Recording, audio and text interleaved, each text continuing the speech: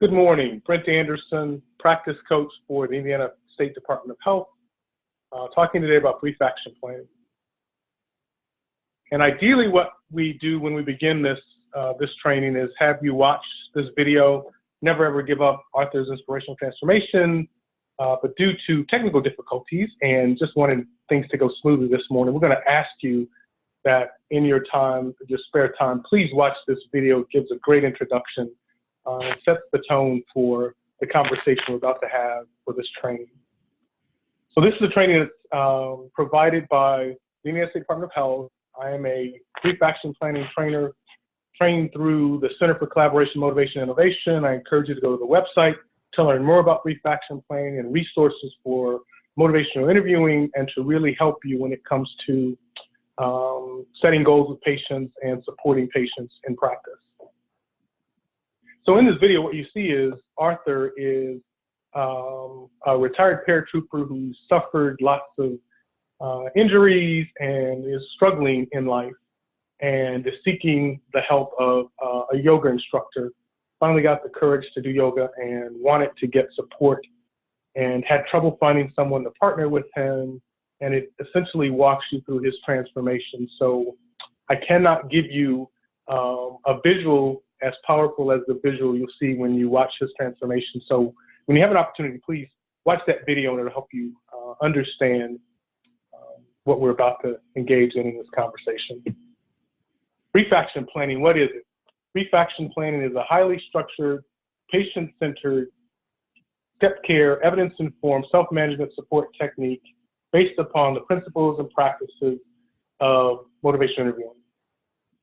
And if you want to look at the evidence around this, you can take a look at Dr. Ryan's Brief Action Planning White Paper, 2014, or Dr. Gutnick's JCOM 2014 articles that give you a little bit more information on brief action planning. But what do I mean by highly structured? When you do brief action planning, it's guided, it's easy to do the right thing because the spirit of motivation interviewing is built into it. Brief action planning is a patient-centered approach because it's about what the patient wants, not what others think that they should do. It might be a simple process. It might be something that you've got to add skills if you have them. So it's stepped care, and you build in the care based upon where the patient is, and you support them accordingly once you've assessed how you might be able to help them. And it's evidence-informed. It's based on the evidence around motivation interviewing, what works and what doesn't work, the research, the strong research around MI, including Kate Lord's work out at Stanford, looking at chronic disease management, and all that evidence about what works and what doesn't work has been built into helping providers in practice. And brief action planning gives providers tools and resources based upon the evidence around MI and what works and what doesn't work in terms of engaging patients. So what is the spirit of motivation interviewing? It is compassion, it is acceptance, it is partnership, it is evocation. And typically, when talking with, in this training with the staff as they go through this, I ask for examples of compassion, acceptance, partnership, and evocation. And as an example, compassion, there are instances that I'm sure everyone can bring forth of where in using compassion in practice has helped them and improved outcomes. So it's about being compassionate, understanding that people have the right to change and not to change. They have the right to be autonomous, and people are experts in their own lives. So really understanding and being compassionate about that as you work with folks is important. Accepting that they are experts in their own lives. And so a part of the training encourages staff to accept the fact that people are where they are and they're autonomous and you can't tell people what to do. The evidence says that doesn't work. So it's about respecting where folks are and accepting where they are and helping them move forward in terms of behavior change. Partnership, it's about creating that partnering, that healing relationship, that ongoing relationship with patients to help them improve outcomes. And it's about evoking, it's about pulling from within them those things that they want to do. And the evidence says that if we can do that, if we can use the spirit of motivation interviewing in practice, it's associated with improved outcomes. On this slide, you see the acronym CAPE, which stands for Compassion, Acceptance, Partnership, and Evocation. And if you think about using this acronym in practice, it's like when you were a kid. When you put on a cape, you felt like a superhero. It encouraged you. You felt like you had superpowers and you were invincible. And so in practice, it's the same thing. How can we, in working with patients, put a cape on and take us back to that time and feeling of helping us feel empowering, but it's also about taking that cape and putting it on the patient as well and being able to support them by being compassionate, accepting, partnering, and pulling from within things that they want to work on. So if you can envision as a provider wearing your cape, but also helping to put that cape on a patient and supporting them in behavior change as well, and follow it up more frequently with them. So this is an exercise, and I want to share this with you. One of the things that this today is a 1 hour, 45-minute overview of brief action planning. The training is actually a very interactive training. I cannot truly give you enough information today to give you the information you're going to need to truly understand brief action planning. So this is a very top-line overview. And in the training, we actually go through hands-on, which includes as an exercise the London Bridge that we do that drives home the point of, you know, what it feels like to be a patient. We also do role plays. It's all about not only the content, but it's practicing and getting feedback. So the training involves practicing feedback and then supporting you so that when you leave the training, your staff will have the ability, tools and resources and support and some confidence in actually using brief action planning in practice. So this slide is a reminder for me to talk about in the training, which is typically to begin with a 2-hour training. So in 45 minutes or so, I really cannot give you enough information, but a top overview is what the goal is for today. But I encourage you, if you want to find out more about brief action planning, you want to have the trainings within your health systems, please reach back out to Rebecca or myself, and we can do a full training that would involve walking your staff through, giving them the tools, giving them the resources, but also practicing.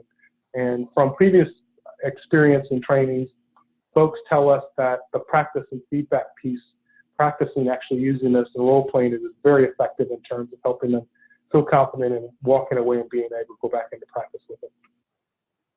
So another definition of MI, it's like a dance. And if we get this right and we have a conversation with patients, it's patient-centered, and we ask them what it is they want to work on, and evoke from them things that they want to work on, and we support them, it should feel like a dance. And any of you who are good dancers, I'm not, you know what this feels like. The patient is taking the lead, and we're following them and supporting them in every step of the process.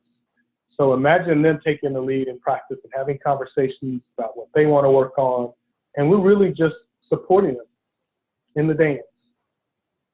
And I typically ask this and get lots of feedback, because folks can tell you that a lot of times in practice it feels like a wrestling match. And a lot of time that involves provider and patient not necessarily being on the same page, not having the same agenda, and they're bumping heads. It's about providers telling patients what to do, or patients really not connecting with their provider, and the interaction feels more like a wrestling match than it does. This visual is a really good one for driving that point home. It should feel like a dance where we're following and supporting patients. And at this point, there are links here to videos to actually demonstrate in practice what brief action planning looks like. So there are role plays. I encourage you to go to YouTube and look up brief action planning videos. You can go into the CCMI website, and if you look at the lower right-hand corner, you see Center for Collaboration, Motivation, Innovation, Center spelled C-E-N-T-R-E, which is Canadian spelling. They are a nonprofit out of Canada. Connecting to that website and being able to look at some of the videos to see what it looks like, brief action planning looks like, being demonstrated in role plays by a provider and patient. Brief action planning starts with asking the question, is there anything you'd like to do for your health within the next week or two? And that question opens up dialogue between provider and patient, where we get a chance to follow patients, and start to get a lot of information about where they are in terms of maybe their health literacy and where they are in terms of being ready and willing to change. So that first question is a wonderful one, open-ended, that asks, for feedback from the patient and helps hone the conversation on what it is they want to work on for the next week or two.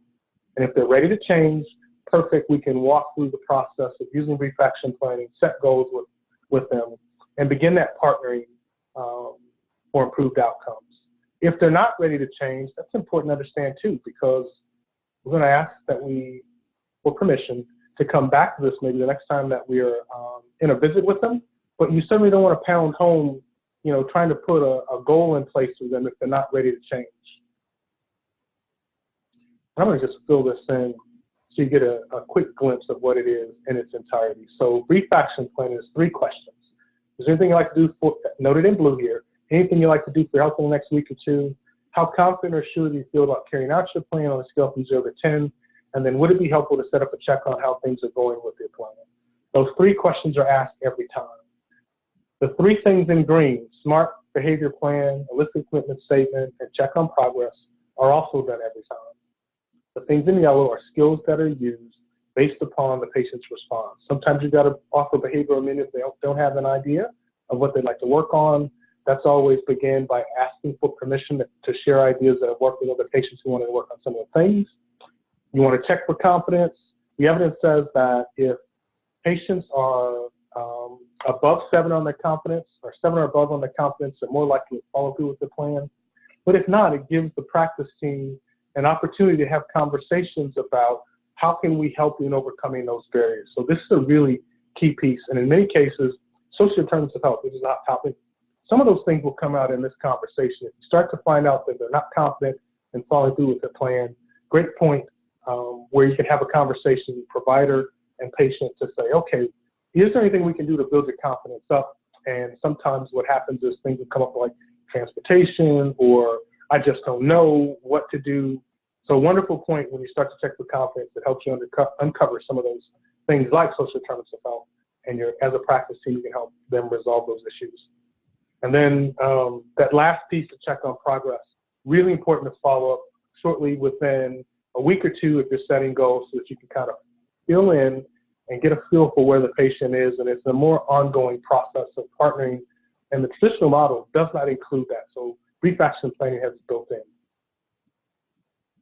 And then when we do this in an actual training session, we spend time actually role playing, asking the 3 questions, figuring out where the patients are, pulling in behavioral menus, making sure we've got SMART plans in place, listing a commitment statement, which is basically, please help me understand what it is you're going to do with your plan. And the evidence says that when you ask this, you ask the patient to tell you back what it is they're going to do in their plan. Them verbalizing it helps you and them both hear what they want to do, but also helps them. The evidence says they're more likely to follow through with their plan if they hear themselves say it back to them and back to you as well. So when you ask that first question, is there anything you'd like to do for health in the next week or 2? Here's some possible responses. They either have an idea, a specific idea, they have a general idea, or they need some help and they're not sure at this time. And maybe they just don't want to do this. Maybe they've been in the waiting room for a couple of hours and today's not a good day, or I'm healthy, I'm not interested. And that's okay. Understanding that this, in terms of responses, really helps the practice team prepare for how to meet patients where they are. And in many cases, we've been asked to do PCMH objectives or setting goals, and the team sometimes feel pressure to get these goals in place. But if the patient's not ready to change, it's probably not going to be a productive session or productive outcomes because they're just not ready. If we can set them up and say, would it be okay if we visited this conversation next time you come in or your next visit, that's a good thing for your teams to understand as well, because sometimes people just aren't ready to change. So if they don't, skill number 1 that we teach is you offer behavior menu when needed or requested. So if the patient says, I really don't have an idea what I want to work on, with brief action planning, we encourage health system teams to say, would it be okay if I offered some ideas that I've worked with patients that I've worked with in the past? And that menu would look like this. Please notice the circles or the clouds. You have some ideas that you want to share with them, but you've got space built in for, and this is based on the work from Dr. Rolnick, looking at saying, okay, if you see something on the page you want to work on, great, we'll select that. But if not, It's all about pulling from within them things they want to work on. Maybe you got something else while we've been talking that you want to work on. And so the language that's built in is it okay if I share some ideas from other people who've worked on similar things? If yes, you share 2 or 3 varied ideas briefly all together on a list, and then say, maybe one of these would be of interest to you, or maybe you have thought of something else since we've been talking that you want to plug into your own, into your circle here, so we can start to build around that. So once you land on what it is they want to work on, you want to find out what, when, where, how often, how long, and a start date. So make sure you've got a very specific, smart, measurable, achievable, relevant, and timed plan that's built into what it is they're going to work on. Listed a commitment statement. I mentioned this a few minutes ago. After the plan has been formulated, the commissioner coach enlists the final commitment statement. So you ask them to tell you back in their own words what it is they're going to do. It helps reinforce what they're going to do. It helps them remember it as well.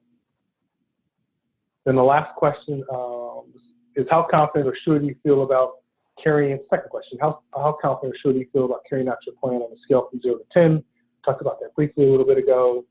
So you problem solve for confidence if it's less than a 7, and here's what you say if their confidence is less than a 7. So if the confidence is less than a 7, you say a 2 is higher than a 0, that's good. We know people are more likely to complete a plan if it's higher than 7. Any ideas about what might raise your confidence? They say yes, you assure improved confidence and restate the plan back with what it is they're going to do to tweak it. If they say no, once again, you bring in the behavior. And okay, well, maybe I can offer a few suggestions that might help you here. And it's ideas that have worked with others in the past. So you're sure once you go through that behavior menu again, if they don't have any ideas, you give them some suggestions, have them pick something, and then you assure improved confidence and restate the plan and rate it as needed. And then the final question in blue is, would it be helpful to set up a plan on how things are going with your plan? Checking on the plan builds confidence. It helps build in regular confidence over time, and it helps to build a more trusting relationship by following up. And so here's essentially what that follow-up call would look like.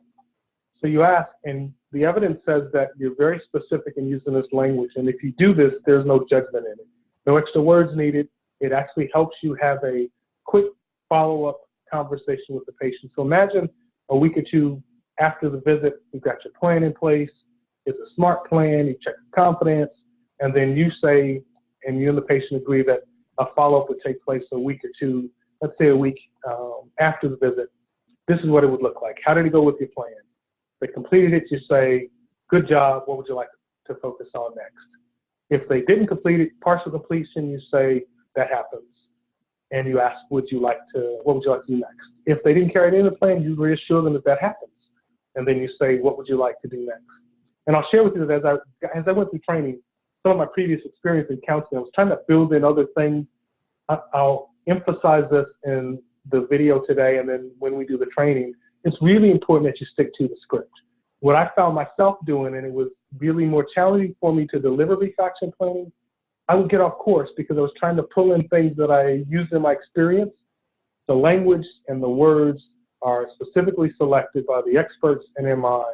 And if you stick to the script, it helps the conversation flow. The transitions are there, the transitional words are there, and it goes much smoother. And ideally what we're trying to do is get through this goal setting session in 2 to 5 minutes once we've gotten efficient in doing this. And so the more you stick to the script, the more it helps you deliver brief action planning and MI. The tools are built in, so just stay on course by using the language that's here, and it helps you assure that you're delivering MI in practice. So what do you do if you repeatedly have difficulty delivering any of your plan? You make sure the plans are really small. You may want to screen them for depression. Maybe you want to refer them on to someone who's got more tools and resources and support than you can offer in practice. And it's okay to refer them on to a different resource. Use additional skills if you have them. Just accept that BAP may not work for them. So bringing it all together, this is what it looks like. You've got your 3 questions in blue. You've got your skills in green that you use every time, and then the skills in yellow that are incorporated as needed based upon where you are meeting the patient. So as we practice this, there's some tips for brief action planning that help along the way. They include avoid the expert trap. At this point in the visit or at this point in the conversation, or in some cases it's critical access, and I would encourage you guys, if we pursue using brief action planning trainings, we can cater it more specifically to the critical access hospital environment to make it fit. Today is just about a broad stroke and what it looks like. And the take home is avoid the expert trap. When you're having these conversations and you get to this point, you want to avoid putting on your expert hat and really allow the patient to be the expert, because patients are experts in their own lives. And if we can help them and support them in things they want to work on, not those things that we want them to do, the evidence says it's associated with better outcomes. So avoid the expert trap is a tip. And at this point in the conversation, it's really about listening and engaging patients, figuring out, how we can meet them where they are to move things forward. If patient's doing all the talking, it probably is centered around brief action planning and motivation interviewing, and you're doing it right. But if you're doing all the talking, if you're finding yourself leading the conversation, having, the more dominant side of the conversation, that's probably not brief action planning or MI. I alluded to this earlier, stick to the script, the words, the language, the evidence is built into this, and if you stick to the script and the language, it helps you make sure that you're delivering MI in practice. Avoid the assessment trap. Now, in this, generally speaking, this is for self-management support, setting goals, and really supporting patients and following up with them. And at this point in the visit, don't ask a lot of assessment questions. That should have taken place earlier in the visit, in the clinical part of the visit. So all the questions you want to ask about maybe their diabetes or hypertension, their behavioral health or mental health, all of that should have taken place in advance of the visit or at the first part of the visit from a primary care perspective. When you get to this part, it's about letting the patient take the lead and figuring how you can put a plan in place and support them and follow up with them based upon those things that they want to work on. So avoid the assessment trap is another tip for delivering this. This is the end of the presentation, the core of it. And typically I want to make sure that I check in with folks and see how things are going, ask questions, and hopefully this video is not where you are right now. I really want to highlight that this is a critical piece too in the training. So if you think about panel of patients or core patients that you work with, a lot of them will fit in the usual care group. These are folks that take their meds, they show up for appointments, that are pretty much in good control, and their confidence is good. So, think about patients in general as usual care patients where things can kind of work as they have worked, and we're really trying to find those folks who fall outside of that.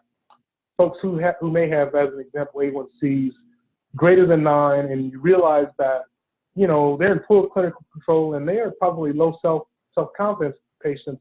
These are the prime targets for brief action planning, these folks in yellow. Important to understand too that some patients are in red, some may not be brief action planning patients, some may be more fitted, better suited for MI, which is in theory and in practice, a longer ongoing process of supporting patients in change. You don't want to necessarily put self-management goals in place for them because they're not ready to change. And so in this case, you support them, you have conversations centered around MI, motivation interviewing, that are centered around supporting them with forward thinking, supporting them with talking through some of those things that might help for them if they made changes, having conversations that are partnering. It's an interview format, but it's not about setting a brief action plan or any planning goals for them because they're not ready to change yet. So we're looking for those folks that you can bring back into the usual care, into the normal ranges in practice, that are poor clinical control, high self-confidence, or good clinical control, low self-confidence, the folks in yellow that fit this grid. This grid, it took me a while to get it, but when I got it, it helped me understand which patients, when you come in contact with them, you put into that red category and you connect them with resources that may be motivation interviewing, trained folks that can spend good quality time with them. These may be the behavioral health, mental health folks. These folks need more long-term care, but you can do some change, behavior change, and support folks with brief action planning, and those folks are the ones that are in yellow. So keep that in mind. This grid may be a good one for helping you understand how do we meet patients where they are, support them, and move them accordingly. And brief action planning is one of those tools that helps you do that. Ideally, you want to incorporate this into your EHR. In this case, this is a Cerner screenshot of brief action planning. So you can capture, and ideally sharing this from a critical access hospital, ideally you can share this with primary care, and you've got this ongoing flow of conversation and information, a bidirectional flow that you're looking at patients, you're looking at what their goals are, you're connecting providers within the health system from a critical access hospital and primary care. It really helps you move the dial forward in supporting patients who are ready to make a change. That is it. Thank you guys so much. And once again, if you want more information about brief action planning, you can contact the Center for Collaboration, Motivation, Interviewing, or myself, or Rebecca, if you want us to follow up and come and spend more time to get you the training and skills and support to use brief action planning in practice. Thank you so much for your time.